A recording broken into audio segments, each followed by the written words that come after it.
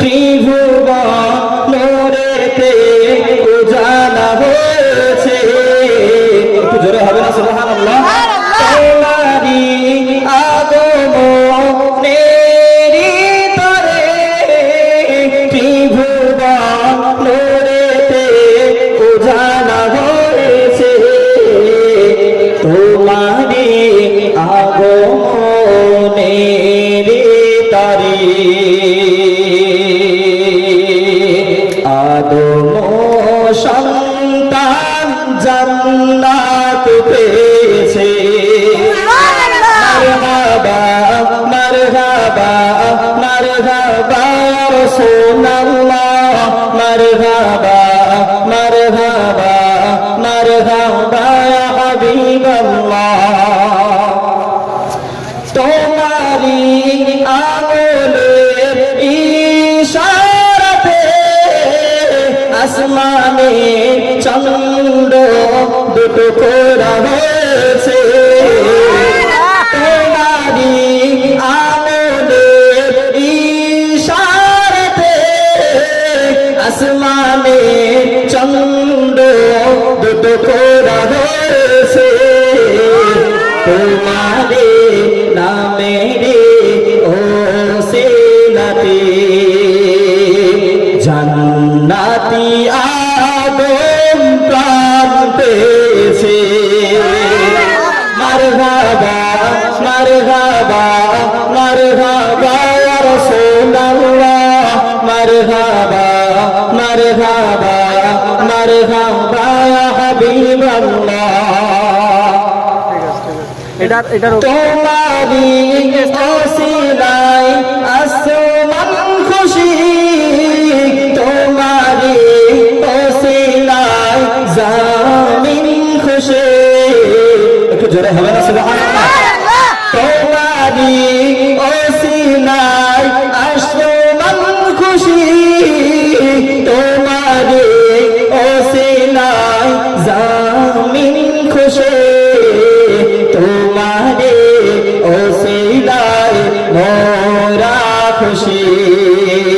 মা আমিনার তুমি নয়নের মনি।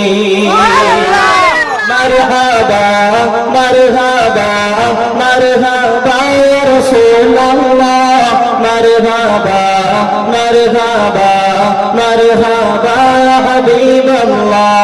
আল্লাহুম্মা সাল্লি আলা সাইয়্যিদিনা মাওলানা মুহাম্মদ ওয়া আলা আলি সাইয়্যিদিনা মাওলানা মুহাম্মদ। আল্লাহুম্মা সাল্লি আলা সাইয়্যিদিনা মাওলানা মুহাম্মদ ওয়া আলা আলি সাইয়্যিদিনা মাওলানা মুহাম্মদ। যারা বাইরে দাঁড়িয়ে রয়েছেন একটু আবেদন করছি আপনারা ভেতরে এসে বসুন।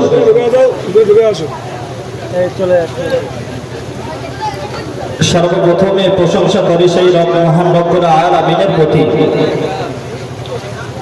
যারা যিনি আমাদেরকে মুসলমান ঘরে জন্ম দিয়েছেন। সকলে বলি সুবহানাল্লাহ। কারণ এই পৃথিবীতে যত জাতি রয়েছে সমস্ত জাতির মধ্যে থেকে আল্লাহ তাআলা কেবল একটি জাতিকে জান্নাতে দিবেন। সে জাতি একটি হলো, তার নাম হলো মুসলমান জাতি। একটু জোরে হবে না সুবহানাল্লাহ? আর আল্লাহ তাআলা আমাদেরকে সেই মুসলমান ঘরে জন্ম দিয়েছেন। খোদার কসম খেয়ে বলছি, আমাদের গুনাহ করার জন্য এই মুসলমান ঘরে জন্ম দেয়নি।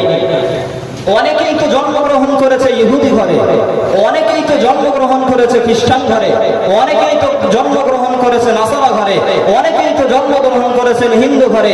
তো আপনারা বলেন না, আপনারা ইসলাম ধর্মে জন্মগ্রহণ করে আর আপনারা যদি গুনার কাজ করে বেড়ান, এর থেকে আফসোসের আর কিছুই হতে পারে না। তারপরে পরে জানাই সেই রসুলের প্রতি লাখো কোটি দরুদ ও সালাম, যাকে আল্লাহ তাআলা আদম সন্তানের সরদার করবেন, যাকে আল্লাহ তাআলা আদম সন্তানের সরদার করবেন। যে নবী বললেন আনা সাইয়্যিদু উলদি আদম ইয়াউমাল কিয়ামা, আমি নবী মুহাম্মদ আদম সন্তানের সরদার হব কিয়ামতের দিনে। একটু জোরে বলবেন না সুবহানাল্লাহ। তারপরে জানায় আমার সম্মুখে বসে থাকা মুরব্বিয়ান, নওজওয়ান ও পর্দানিশীলা ধার্মিকা মা ও বোনেরা, সকলকে জানায় আমার আন্তরিক সালাম ও মুবারকবাদ। এখানে যারা বসে রয়েছেন, যখন বলতে বলবো সুবহানাল্লাহ, আপনারা একটু মন থেকে জবান নেড়ে একটু বলবেন সুবহানাল্লাহ। কারণ রাসূলুল্লাহ বললেন, যে ব্যক্তি একবার সুবহানাল্লাহ বলে, আসমান থেকে নিয়ে জমিন পর্যন্ত ফাঁকা জায়গা আল্লাহ রহমত দিয়ে ভর্তি করে দেয়। একটু জোরে বলি সুবহানাল্লাহ। শুধু এই নয়, যে ব্যক্তি একবার সুবহানাল্লাহ বলে, রাসূলুল্লাহ সাল্লাল্লাহু আলাইহি ওয়াসাল্লাম হাদিস শরীফের মধ্যে বললেন, আল্লাহ তার জন্য জান্নাতে একটি গাছ লাগিয়ে দেন। একটু বলবেন না সুবহানাল্লাহ। শুধু এটাই নয়, রাসূলুল্লাহ হাদিস শরীফের মধ্যে বললেন, আহাব্বুল কালাম ইলাল্লাহি আরবা, চারটি কালেমা রয়েছে যেটি আল্লাহর কাছে অধিক প্রিয়। সেই কালেমার মধ্যে প্রথম নম্বর হলো সুবহানাল্লাহ। একটু জোরে বলবেন না সুবহানাল্লাহ। আরো বহু হাদিস রয়েছে, আমি তো শুধু এই ছোট্ট তিনটি বললাম। আর বলে এটাই বলতে যাচ্ছি, আপনারা সুবহানাল্লাহ বলতে গাফিলতি করবেন না। আপনারা তো বসেছেন রাসূলের মজলিসে, আপনারা কেন গাফিলতি করবেন? চলেন মূল যে কথা, আমি সেদিকেই এগিয়ে যাই।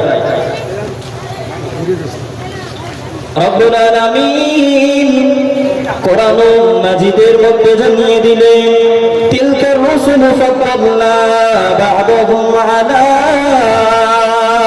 বা'দ। রব্বুল আলামিন কোরআন মাজিদের মধ্যে জানিয়ে দিয়েছেন, আমি রব্বুল আলামিন কিছু রাসূলকে, কিছু নবীকে, কিছু নবীর উপরে মর্যাদায় প্রাধান্য দিয়েছি। ও মুসলমান, রব্বুল আলামিন জানিয়ে দিলেন, এই আয়াতের পরের অংশে বললেন, মিনহুম মান কাল্লামাল্লাহ, আল্লাহ তাআলা এর মধ্যে কিছু নবীর সঙ্গে কথা বলেছেন। এবারে আমাদের প্রশ্ন, ও রব্বুল আলামিন, আপনি কোন সমস্ত নবীদের সঙ্গে কথা বলেছেন? আপনি কোন নবীদের সঙ্গে কথা বলেছেন? এই আয়াতে আমাদের প্রশ্ন কি? আপনি কোন নবীদের সঙ্গে কথা বলেছেন?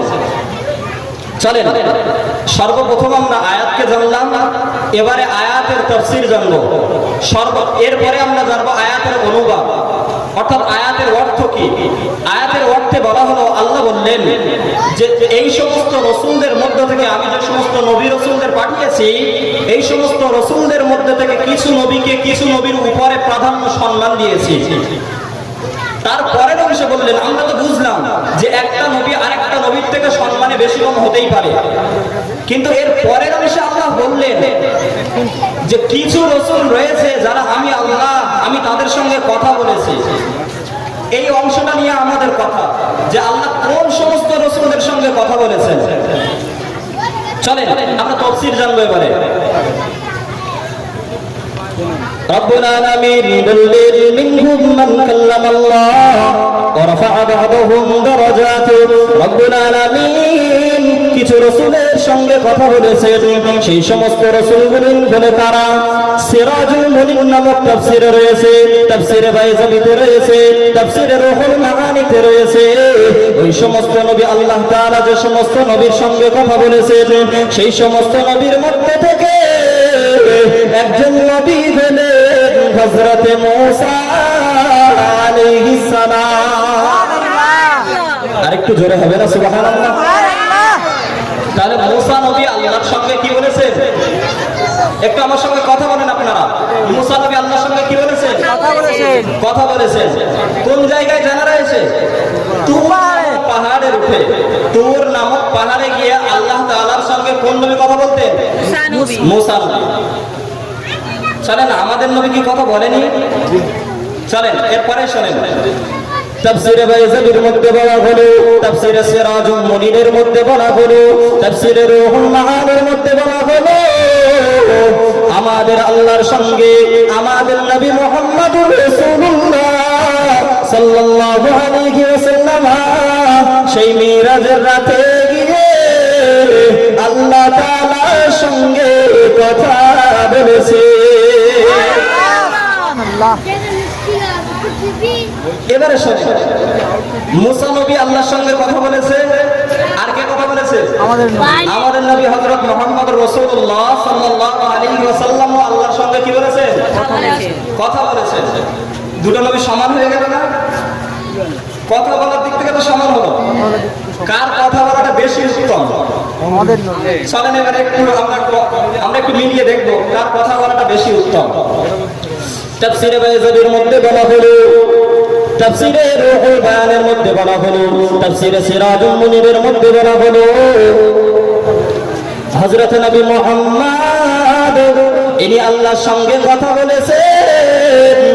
কোরআনের আয়াতে ওটাকে ব্যক্ত করা হয়েছে কাবা কাউসাইন। নবী আমার যখন আল্লাহর সঙ্গে কথা বলেন, আল্লাহ এবং দয়াল নবীর মাঝে একটি ধনুকের নাই পার্থক্য ছিল। একটু জোরে হবে না সুবহানাল্লাহ? ধনুকের দূরত্ব কতটা হতে পারে বলেন তো? এক হাত বললাম, একটা ধনুকের দূরত্ব এতটা দূর থেকে আমাদের নবী আল্লাহর সঙ্গে কথা বলেছেন। আমি মিথ্যা কথা বলছি না। আমি যদি মিথ্যা বলি তাহলে কোরআনের আয়াত মিথ্যা হয়ে যাবে। আচ্ছা, কোরআনের আয়াত কি মিথ্যা হতে পারে নাকি?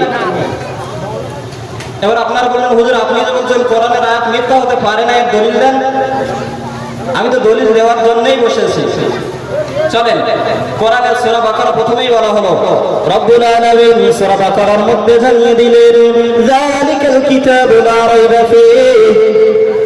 কোরআন বলছে আমি এমন একটা কিতাব, আমি এমন একটা কিতাব যে কিতাবের মধ্যে সন্দেহ তো থাকা দূরের কথা, আমি এমন একটা কিতাব যে কিতাবের মধ্যে ভুল থাকা অনেক দূরের কথা, যে কিতাবের মধ্যে একটি সন্দেহের লেশ মাত্র নেই। আরেকটু জোরে হবে না সুবহানাল্লাহ? এখানে বসে বসে কিন্তু সুবহানাল্লাহ বলতে কেউ ভুলে যাবেন না। সুবহানাল্লাহ বললে, আমি বললাম তো যে জান্নাতে যার ঠিকানা লেখা হয়, হাদিস শরীফের মধ্যে রয়েছে যে ব্যক্তি সুবহানাল্লাহি ওয়া বিহামদিহি এতটুকু বলে আর তার যদি গুনাহ হয় সমুদ্রের ফেনা পরিমাণেও, আল্লাহ তাআলা, রাসূল বললেন আল্লাহ তাআলা তার সমস্ত গুনাহকে maaf করে দেন। একটু জোরে বলি সুবহানাল্লাহ। সুবহানাল্লাহ বলতে এখানে বসে ছাড়বেন না। যারা দূরে রয়েছে ও সমস্ত ভাইদের বলছে আপনাদের সওয়াব হয়তো অনেক হয়ে গিয়েছে, তাই বসার প্রয়োজন নাই। আপনারা হয়তো ভাবছেন বসার প্রয়োজন নাই, ঠিকই রয়েছে, আপনারা থাকেন না ধরে, আপনাদের বলবো না বসতে। তবে যারা বসে রয়েছেন আপনারা এখানে বসে যেন মাহরুম হয়ে যাবেন না।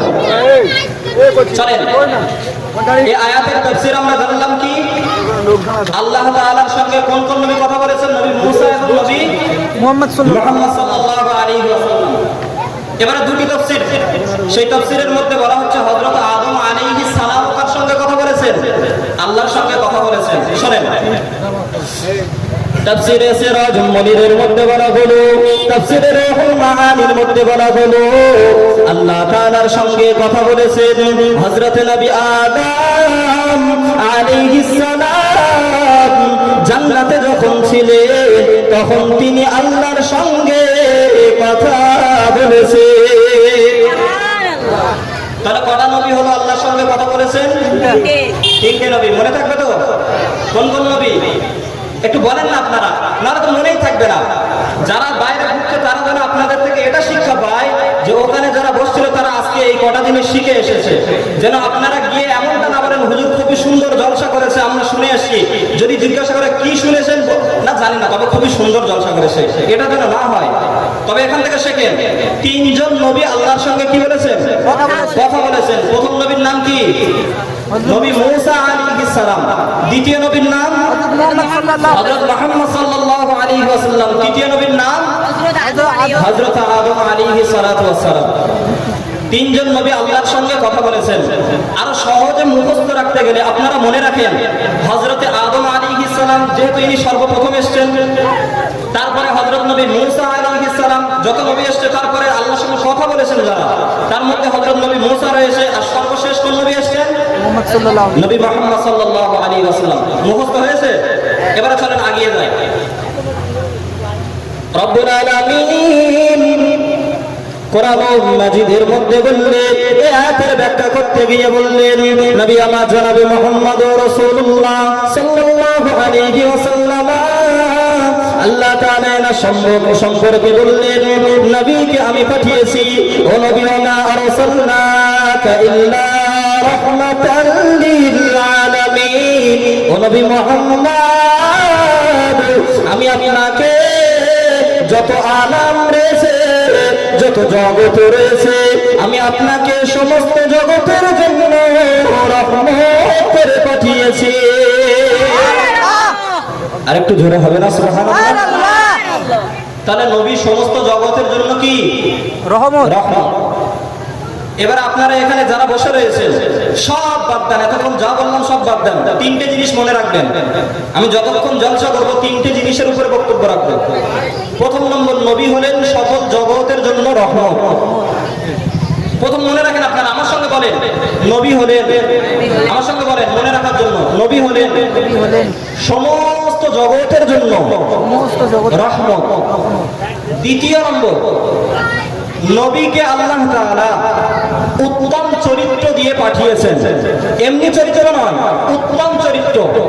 এমনি চরিত্র তো নায়ক নায়িকাদেরও রয়েছে, এটা কি উত্তম চরিত্র নাকি বলেন? আমাদের যে সমস্ত ছেলেরা বাইরে ঘুরছে, এটা কি উত্তম চরিত্র? রসুলের হাদিস দেখেন তাহলে বুঝতে পারবেন।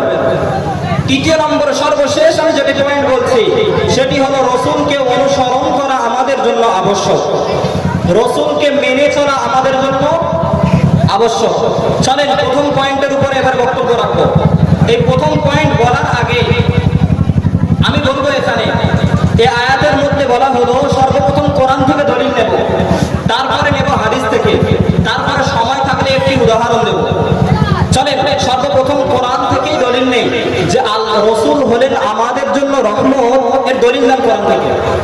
চলেন, রব্বুল আলামিন বলছেন, ওয়ামা আরসালনাকা ইল্লা রাহমাতাল লিল আলামিন। নবী মুহাম্মদ, আমি রব্বুল আলামিন আপনাকে সমস্ত জগতের জন্য, আমি রব্বুল আলামিন আপনি যেমন জিনের জন্য রহমত, আপনি যেমন মানুষের জন্য রহমত, আপনি যেমন গাছের জন্য রহমত, আপনি যেমন প্রাণীর জন্য রহমত, আপনি যেমন প্রাণীদের জন্য রহমত, আপনি যেমন আসমানের জন্য রহমত, আপনি যেমন আদম নবীর জন্য রহমত, আমি রব্বুল আলামিন যত জগৎ রয়েছে সমস্ত জগতের জন্য আপনাকে রহমত করে পাঠিয়েছে। চলেন আয়াতের তরজমা আমরা অনুবাদ বুঝলাম, এবার আয়াতের তাফসীর দেখব যে এই আয়াতের তাফসীরে কি বলা হয়েছে।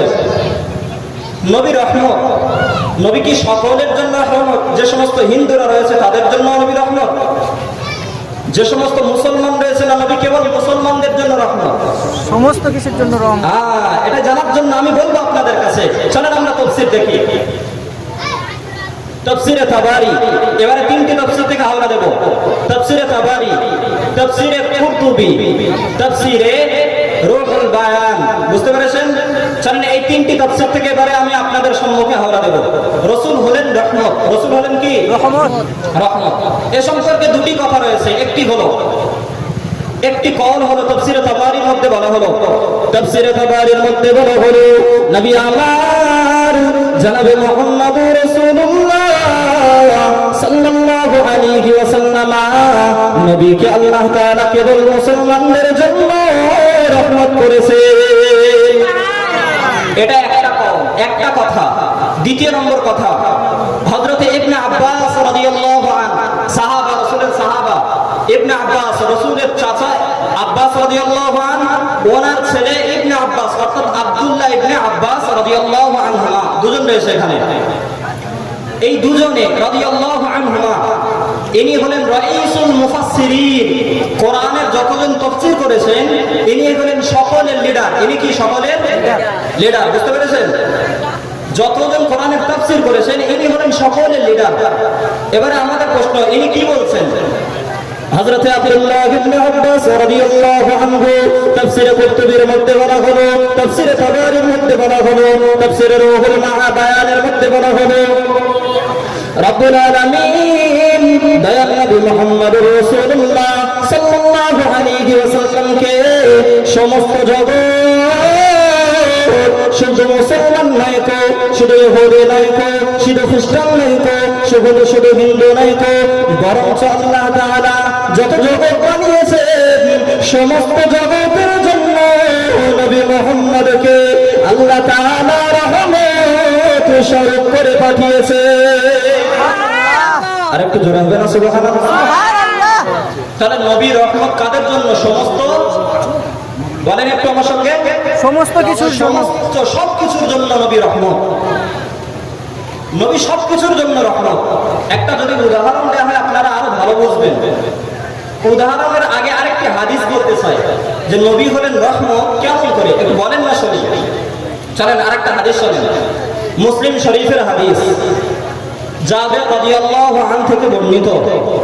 ইনি বললেন রাসূলুল্লাহ সাল্লাল্লাহু আলাইহি ওয়াসাল্লাম বললেন, মাসালি ওয়া মাসালুকুম কামাসালি রাজুলিন ওয়া আমার উম্মতেরা ওয়া সাহাবারা, আমি নবী মুহাম্মদ তোমাদেরকে জানিয়ে দিলাম, আমি নবী মুহাম্মদ রাসূলুল্লাহ সাল্লাল্লাহু আলাইহি ওয়াসাল্লাম, আমি তোমাদেরকে জানিয়ে দিলাম, আমি নবী মুহাম্মদ এবং তোমাদের উদাহরণ, মাসালি ওয়া মাসালুকুম, আমি নবী মুহাম্মদ আমার উদাহরণ এবং তোমাদের উদাহরণ, কারাজুলিন ওই ব্যক্তির মতো, আওকাদা নারা যে ব্যক্তি আগুন জ্বালালো, ফাজআলাল জানাদিব ওয়াল ফারাশ ইয়াকানা ফিহা, দলে দলে কীট পতঙ্গরা ওই আগুনের মধ্যে এসে পতিত হতে থাকে, ওয়া হুয়া ইয়াযুরুহুম, আর ওই যে ব্যক্তি আগুন জ্বালিয়েছিল ওই ব্যক্তি ওই পোকামাকড়দেরকে সরিয়ে দেয়, তোমরা আগুনে পড়ো না, আগুনে পড়ো না,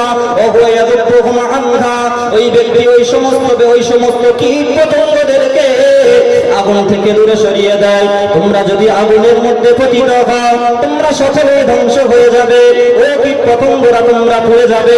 নবী আমার বললেন, আনা আকিযুম বিহুজাজিকুম, ও আমার উম্মতেরা, আমি নবী মুহাম্মদ রাসূলুল্লাহ তোমাদের কোমরকে ধরে রয়েছি যেন তোমরা জাহান্নামের মধ্যে পতিত না হয়ে যাও।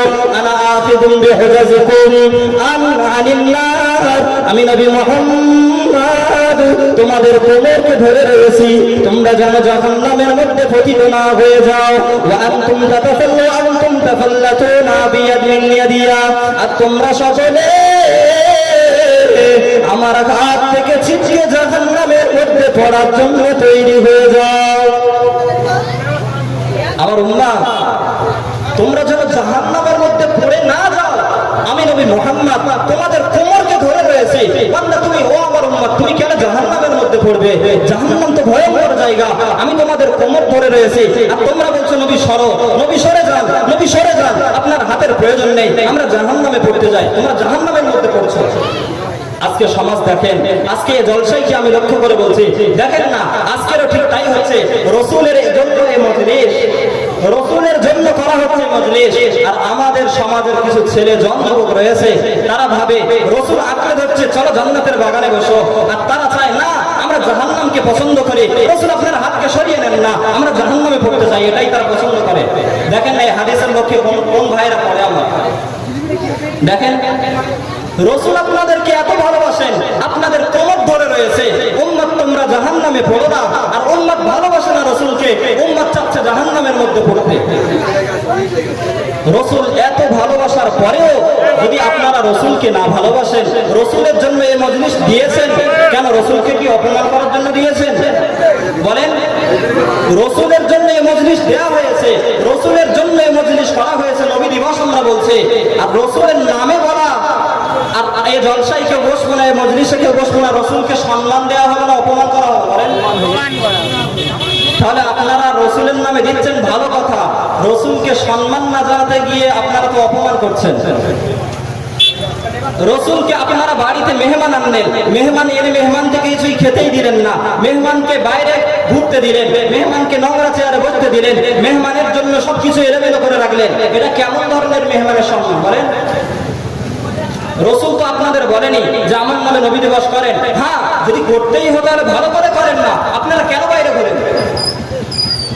যদি করতেই হবে না বসেন না। আমি সমস্ত কমিটির ভাইদের বলছি, যারা ব্যস্ত নেই তারা তো এসে বসলে এই পন্ডেল আল্লাহ রহমে ভর্তি হয়ে যায়। সকলকে বলছি রসুলের নামে দিয়েছেন, নিয়তকে খাঁটি করেন। কারণ বুখারী শরীফের প্রথম হাদিস যেটা রয়েছে সেটি হলো হযরতে ওমর রাদিয়াল্লাহু আনহু থেকে বর্ণিত। হযরত ওমর রাদিয়াল্লাহু আনহু, ওমর রাদিয়াল্লাহু আনহু কেমন ছিলেন জানেন তো আপনারা? হ্যাঁ, কি খুবই নরম মানুষ ছিলেন তো?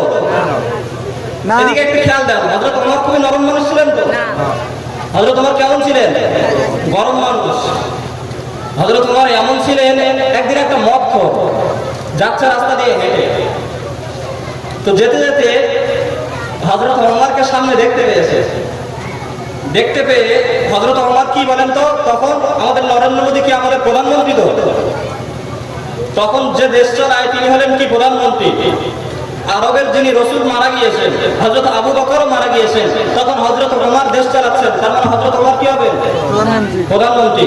হযরত ওমর প্রধানমন্ত্রী, হেঁটে যাচ্ছেন রাস্তায়, কোনো গার্ড নেই। আমাদের সমাজে গার্ড ছাড়া চলাই যাবে না, তখন কোনো গার্ড নেই, হযরত ওমর যাচ্ছেন। তো দেখলেন একজন মদখোর আসছে। মদখোর যখন দূর থেকে হযরত ওমরকে দেখতে পেলেন, মদের বোতলটি নিয়ে ট্যাগে রেখে নিয়েছে, বুঝতে পেরেছেন? ঢেকেও নিয়েছে। হযরত ওমর বুঝতে পেরেছে, ফেরে বলছে এদিকে শোনো। মদখোর আসলো, আসার পরে হযরত ওমর জিজ্ঞাসা করছে কি বুঝলে ওখানে? মদখোর বলছে, তখন মদখোর তো ভয়ে কা যে আমি যদি সত্যি কথা বলি হযরত ওমর কি, ওনার কাছে একটাই বিচার গর্দান হোক, ওনার কাছে অন্যায়ের একটাই বিচার গর্দান হোক।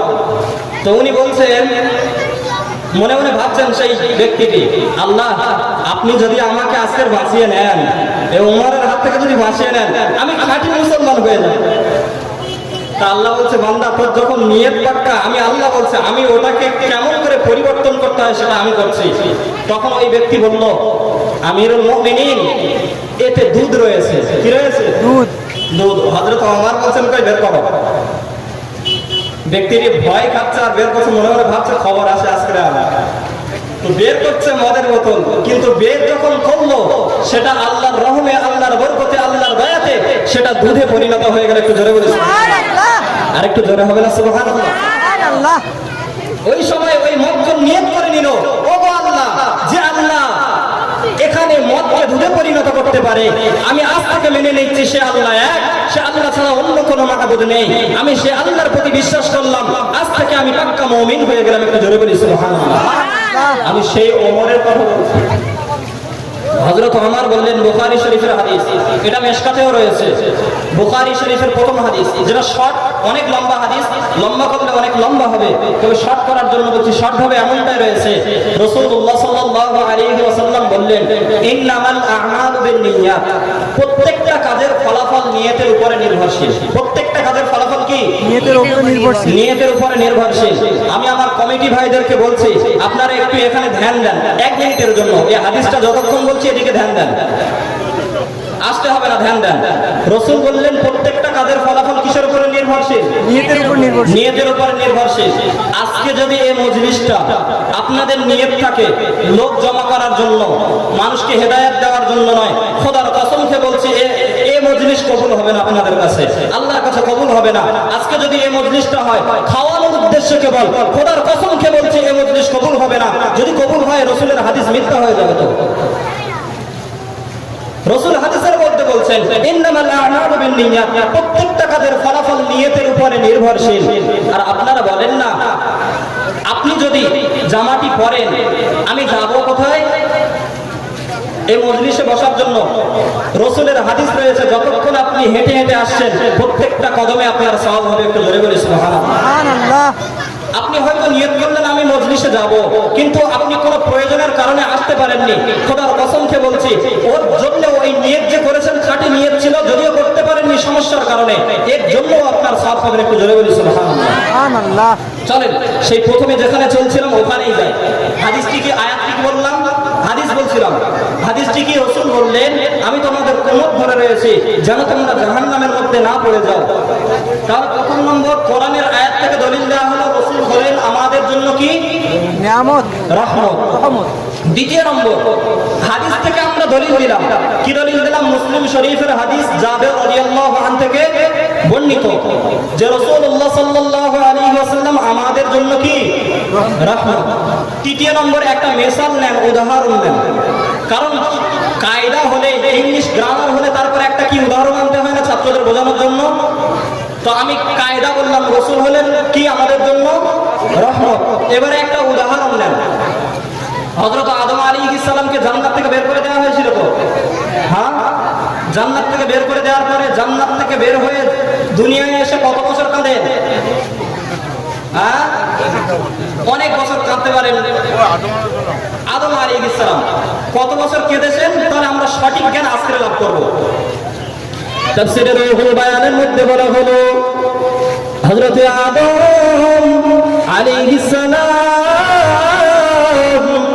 ওনাকে যখন আল্লাহ তাআলা জান্নাতের মধ্যে থেকে বের করে দিলেন, আল্লাহ তাআলা যখন আদম আলাইহিস সালামকে জান্নাত থেকে বের করে দিলেন, রব্বুল আলামিন আদম আলাইহিস সালামকে যখন জান্নাত থেকে বের করে দিলে, আদম আলাইহিস সালাম কাঁদতে লাগলো। 1 বছর নয়, 2 বছর নয়, 3 বছর নয়, 4 বছর নয়, 100 বছর নয়, 200 বছর নয়, টানা আদম আলাইহিস সালাম 300 বছর কেঁদেছে। রব্বুল আলামিন তবুও দোয়া কবুল করলেন না। সর্বশেষ 300 বছর পরে আদম আলাইহিস সালামের দোয়াটি আল্লাহ কবুল করলেন। একটু বলবেন না সুবহানাল্লাহ? আপনাদের প্রশ্ন হয় না যে আল্লাহ কেন কবুল করলেন? প্রশ্ন তো এটাই যে এত বছর কেঁদেছেন আদম আলাইহিস সালাম, দোয়া কবুল হলো না, আর হঠাৎ দোয়া কবুল হয়ে গেল, কোনো প্রশ্ন হয় না? হ্যাঁ, প্রশ্ন তো হবেই। সূরা বাকারার মধ্যে এসেছে কেন কবুল হয়েছে এ সম্পর্কে 2টি মত রয়েছে। রুহুল বায়ান, তাফসীরে রুহুল বায়ানের মধ্যে 2টি মত এসেছে। একটি হলো আল্লাহ তাআলার কাছ থেকে যখন আদম আলাইহিস সালাম বের হয়ে আসে, তখন আদম আলাইহিস সালাম আল্লাহর কাছ থেকে একটি কালেমা শিখে নিয়েছিলেন। ফাতালাক্কা আদামু মির রাব্বিহি কালিমাত।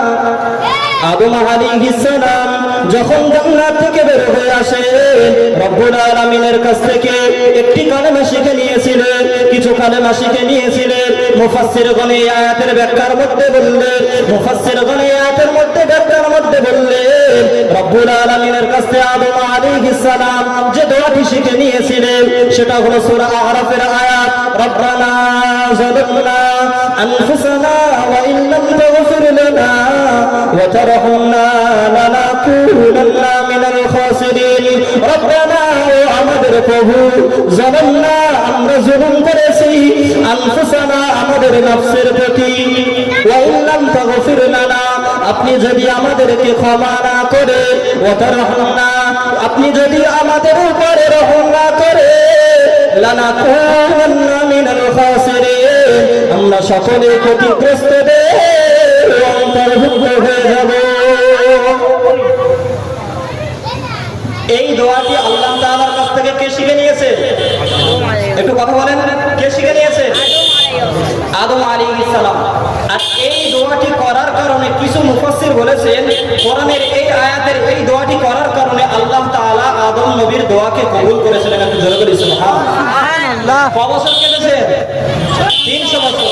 আর আমরা গুনাহ করলে কয় বছর কাঁদি? বলেন, আমরা গুনাহ করলে কয় বছর কাঁদি? 1 বছর কাঁদি বলে মনে হয়?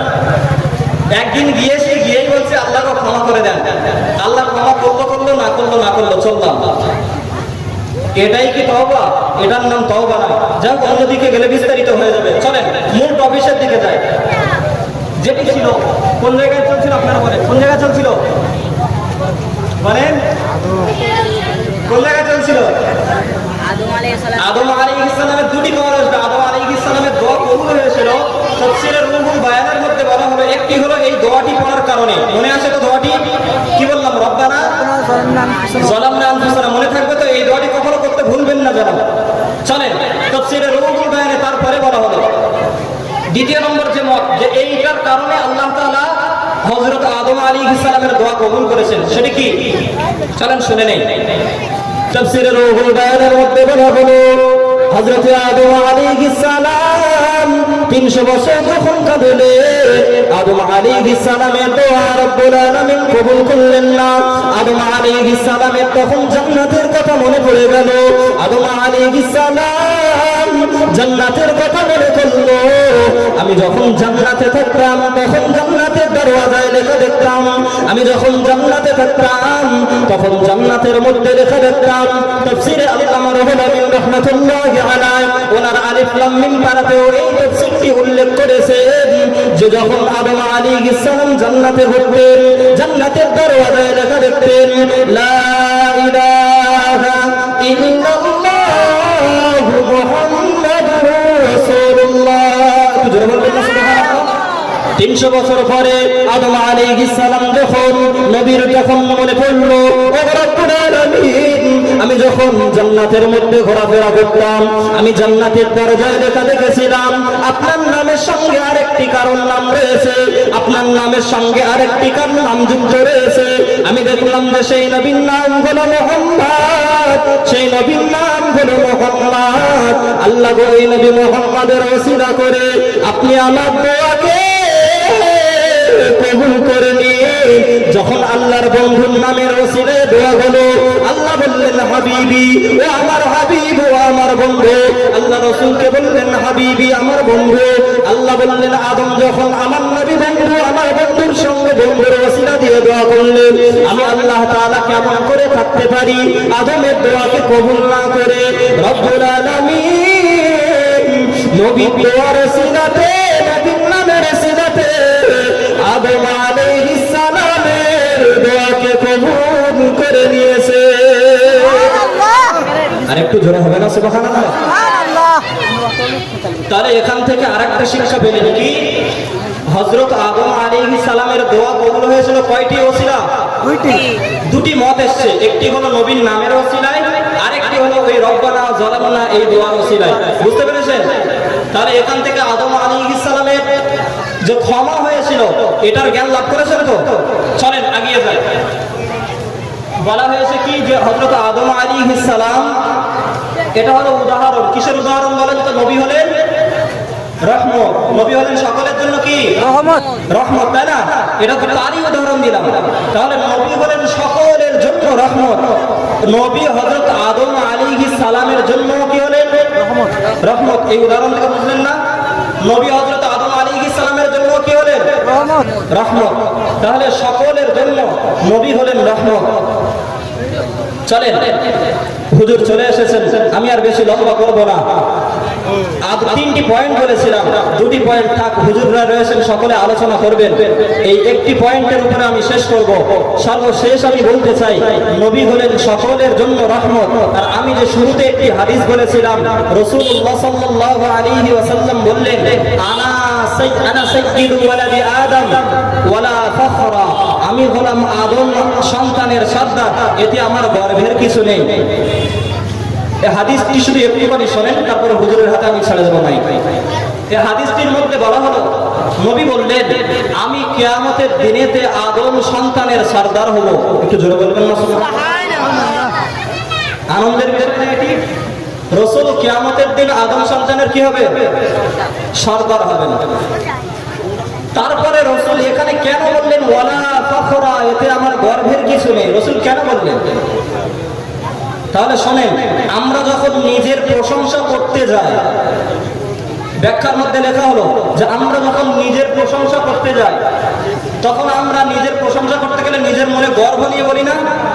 রাসূল ওজন্যে কিছু মূর্খ কোনো জাহেল ব্যক্তি যেন এটা ধারণা না করে যে রাসূল তো নিজের প্রশংসা নিজেই করছেন, রাসূল নিজেই গর্ব করছেন, এমনটা যেন ধারণা না করে রাসূল তাই পরের অংশে বলে দিলেন আনা সাইয়্যিদু ওয়ালাদি আদম, আমি আদম সন্তানের সর্দার, ওয়ালা ফখরা।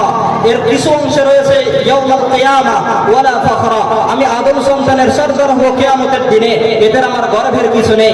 যাতে কোনো জাহেল ব্যক্তি এমনটা ধারণা না করে যে রাসূল গর্ব করে বলছেন। বুঝতে পেরেছেন? এই হাদিসটা বুঝেছেন তো? তাহলে সব কিছু অনেক রয়েছে, বলতে গেলে অনেক দেরি হয়ে যাবে।